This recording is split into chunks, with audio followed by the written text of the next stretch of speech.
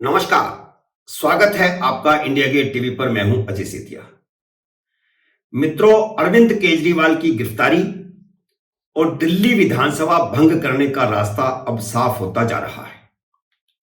अरविंद केजरीवाल ने बड़ी चालाकी से खुद कोई विभाग नहीं रखा और लूट खसूट के जितने भी विभाग थे वे अपने वफादार मंत्रियों को बांटकर उन्हीं से फाइलों पर दस्तखत करवा रहे थे। इसलिए केजरीवाल के मंत्री तो घोटालों में फंस रहे थे, लेकिन केजरीवाल खुद काबू नहीं आ रहे थे। मैंने अपने एक वीडियो में कहा था कि विनय सक्सेना के उपराज्यपाल बनने के बाद केजरीवाल बहुत ज्यादा घबराए हुए हैं। पिछले 2 साल तक उन्होंने प्रधानमंत्री नरेंद्र मोदी के खिलाफ बोलना बंद कर दिया था, लेकिन विनय कुमार सक्सेना के उपराज्यपाल बनने के बाद उन्होंने फिर से नरेंद्र मोदी के खिलाफ मोर्चा खोल दिया है, क्योंकि उन्हें पता है कि विनय सक्सेना अब तक के सभी उपराज्यपालों से ज्यादा तेज तर्रार है और मोदी ने उन्हें खास मकसद से उपराज्यपाल बनाकर भेजा है। विनय सक्सेना ने भी आते ही ताबड़तोड़ कार्रवाई शुरू की हुई है। पहले शराब घोटाले की जांच सीबीआई को दी गई, जिससे काफी प्रगति हो गई है। जांच में सामने आ रहा है कि कमीशन 2% से 12% करके उसका आधा 6% कमीशन पार्टी फंड में लिया जा रहा था। फिर स्कूलों के कमरों की जांच शुरू करवाई गई। उसमें भी सामने आ रहा है कि कमरों के निर्माण पर खर्चा कई गुना दिखाया गया। बिलों में कमरों का साइज ज्यादा दिखाकर बिल बढ़ा चढ़ाकर बनाए गए। यहां तक कि स्कूल के टॉयलेट को भी कमरा दिखाया गया। इसके बाद बसों की खरीद और रख रखाव के घोटाले की जांच और शिक्षकों की नियुक्ति घोटाले की जांच चल रही है। जांच में पाया गया है कि अस्थायी टीचरों की भर्ती दिखाकर उनकी सैलरी निकाली गई, हालांकि शिक्षक नियुक्त ही नहीं किए गए थे। इससे पहले मोहल्ला क्लिनिकों में डॉक्टरों की फर्जी नियुक्ति का मामला भी सामने आया था। लेकिन इन सभी घोटालों में अरविंद केजरीवाल खुद कहीं भी नहीं फंस रहे थे, क्योंकि चतुर केजरीवाल ने कोई विभाग अपने पास रखा ही नहीं था। लेकिन अब एक मामले में केजरीवाल खुद की संलिप्तता सामने आ रही है। यह है दिल्ली जल बोर्ड का घोटाला। और यह घोटाला उस समय शुरू हुआ जब केजरीवाल मुख्यमंत्री के साथ साथ खुद जल बोर्ड के चेयरमैन भी थे। हालांकि इस समय सिसोदिया चेयरमैन है। इस घोटाले से दिल्ली जल बोर्ड को 20 करोड़ रुपए का चूना लगा है और यह सारा चूना उस समय लगा है जब केजरीवाल खुद जल बोर्ड के चेयरमैन थे।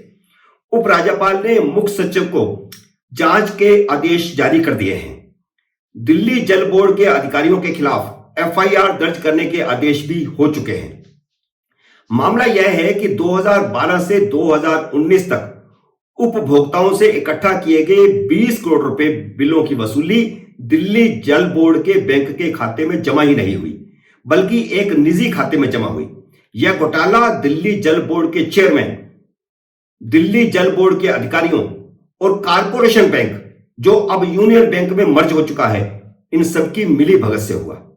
हालांकि मामला 2019 में सामने आ गया था, लेकिन केजरीवाल ने उस पर मिट्टी डाल दी और विनय सक्सेना के उपराज्यपाल बनने के बाद जब सरकार में खलबली मची तो एक एक फाइल को ठीक करने की कोशिश शुरू हुई है।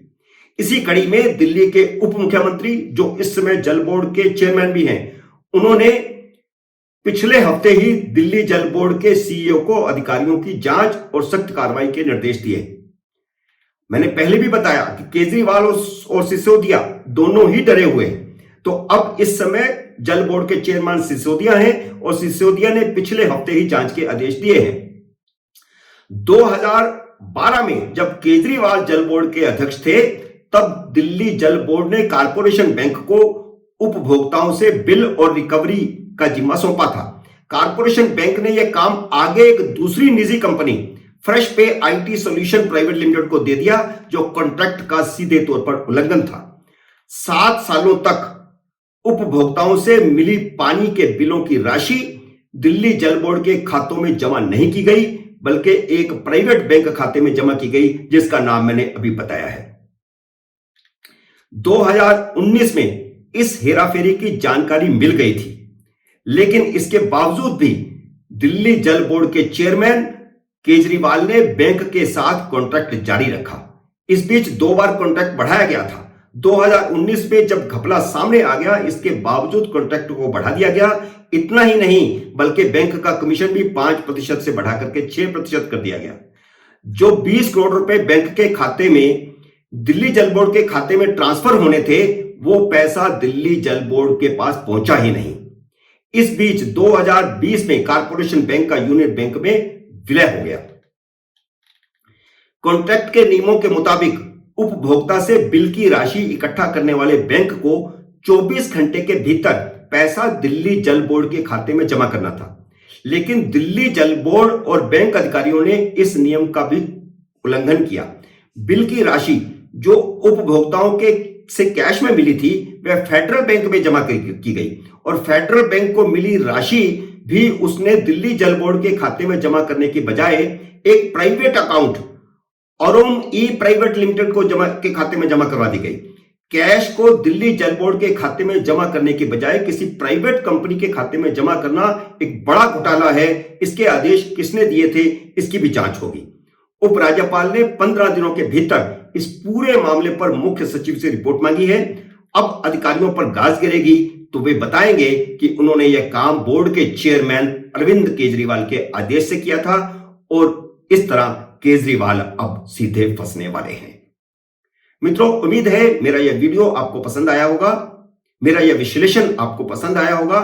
इसे लाइक करिए, शेयर कीजिए और अगर आपने मेरे YouTube चैनल को सब्सक्राइब नहीं किया तो कृपया सब्सक्राइब भी कीजिए और घंटी का बटन भी दबाइए ताकि जैसे ही मेरा नया वीडियो आए आपको सूचना आए। मेरे नए वीडियो का करिए इंतजार। तब तक नमस्कार।